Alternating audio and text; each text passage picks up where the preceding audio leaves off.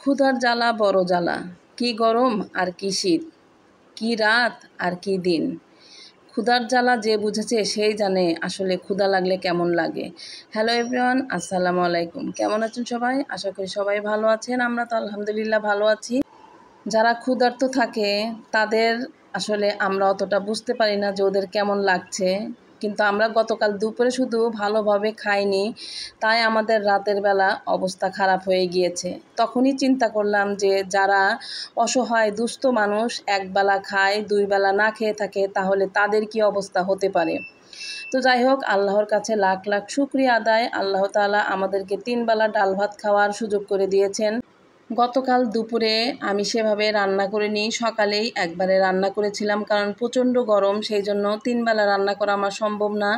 আর চুলার পারে যখনই আমি যাই রান্নাঘরে 1.5 থেকে 2 ঘন্টা আমাকে রান্নাঘরে কাটাতে হয়, সেই জন্য আমি মোটামুটি 2 বেলার জন্য একেবারে রান্না করে ফেলি। গতকাল দুপুরে সেরকম রান্না ছিল না, তাই রাতের বেলা আমাদের সবারই ক্ষুধা লেগে গিয়েছিল, তাই শর্টকাটে এক পাকে রান্না করার জন্য খিচুড়ি মাংস রান্না করার জন্য বসে গেলাম। যদিও খিচুড়ি মাংস গরমের মধ্যে আরও গরম, তারপরেও কি দিয়ে রান্না করব ভেবে পাচ্ছিলাম না, সেই জন্য এই তো খিচুড়ি মাংস রান্না করা শুরু করে দিয়েছি।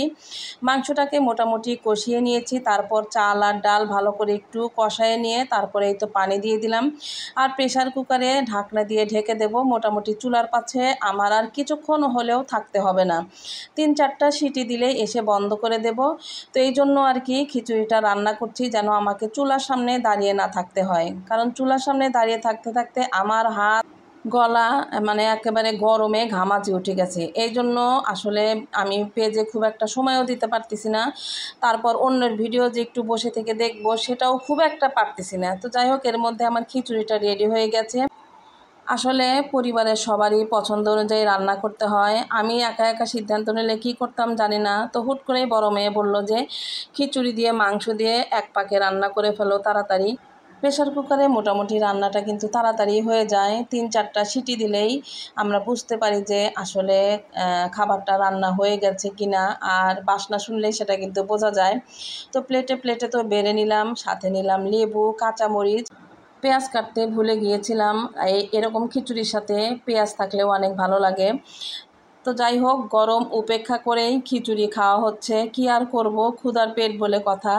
যে যেখান থেকে দেখছেন আজকের এই ভিডিওটি অবশ্যই লাইক দিয়ে পুরো ভিডিওটি দেখবেন, আর দেখতে দেখতে যদি কোথাও কোনো অংশ ভালো লেগে থাকে তাহলে অবশ্যই আমার পেজটি ফলো দিয়ে পাশেই থাকবেন। গতকালকের ভিডিও শেষ, আজকে সকালবেলা জান্নাতির পরীক্ষা ছিল, পিটি পরীক্ষা, তাই আপনাদের ভাইয়াকে বললাম অফিসে যাওয়ার পথে আমাকে জান্নাতের স্কুলের গেটে নামিয়ে দিয়ে তারপরে অফিসে যাও। সেই জন্য দুইজন একসঙ্গেই তাড়াতাড়ি করে বের হয়ে পড়েছিলাম। এদিকে আস্তে আস্তে 9টাও বেজে গিয়েছিল। তারপর দেখি জান্নাতি বের হয়ে গিয়েছে, তো পরীক্ষা কেমন দিয়েছে সেগুলো শুনতে শুনতেই ওকে কোচিংয়ে রেখে তারপরে আমি আবার বাসায় ফিরব। তো বাসায় ফেরার আগেই ভাবলাম আজকে একটু বাজারের দিকে ঘুরে যাই, অনেক দিন হলোই কাঁচা বাজার এবং মাছের বাজারে যাওয়া হয় না।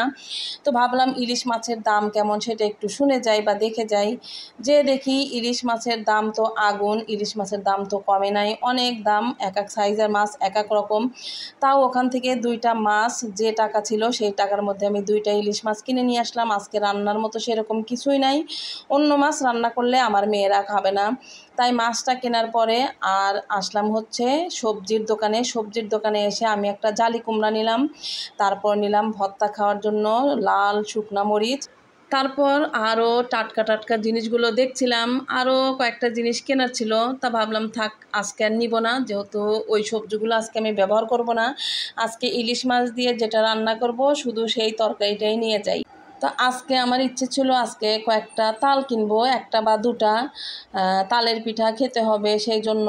তো কোথাও কোনো দোকানে সেই রকম তাল আমি পাই নাই যে কিনবো, একটা দোকানে পাইছিলাম। তো রোদের মধ্যেই আমি রিক্সা নিয়েছি, যদিও আমার বাজার থেকে বাসাটা কিন্তু দেখা যায়, তারপরে হেঁটে আসার সাহস হয়নি, তাই আমি রিক্সা নিয়ে বাসায় চলে আসলাম ঝটপট করে, কারণ যে মাছটা কিনেছি সেই মাছটা আমাকে কাটতে হবে। তারপর কাটা বাছার পরে এই তো আমার তরকারি মোটামুটি রান্না হয়ে গিয়েছে। সম্পূর্ণ ভিডিও আর আপনাদের সাথে শেয়ার করিনি, কারণ শেয়ার করতে গেলে আমাকে অনেক সময় ব্যয় করতে হবে। তাই রান্না শেষ করে আপনাদেরকে এই ভিডিওটুকু দেখাচ্ছি। এখন খাওয়া দাওয়ার পালা। আজকে জান্নাতি হচ্ছে মাছের মাথা খাবে। জান্নাতি কিন্তু মাছের মাথা খেতে অতটা পছন্দ করে না, সবসময় মাছের মাথাটা আমিই খাই। তো আজকের ভিডিওটি এই পর্যন্তই থাক। ভালো থাকবেন সবাই, বিদায় নেব এক্ষুনি। দেখা হবে নতুন কোনো ভিডিও বা ব্লগে। আর ভিডিওটি যদি ভালো লেগে থাকে তাহলে কিন্তু অবশ্যই লাইক কমেন্ট শেয়ার করে পাশে থাকবেন। যারা যারা ফেসবুক থেকে দেখছেন অবশ্যই পেজটি ফলো দিয়ে সাথেই থাকবেন। আর যারা যারা ইউটিউব থেকে দেখছেন তারা অবশ্যই চ্যানেলটি সাবস্ক্রাইব করে পাশে থাকবেন। খোদা হাফেজ, আসসালামু আলাইকুম।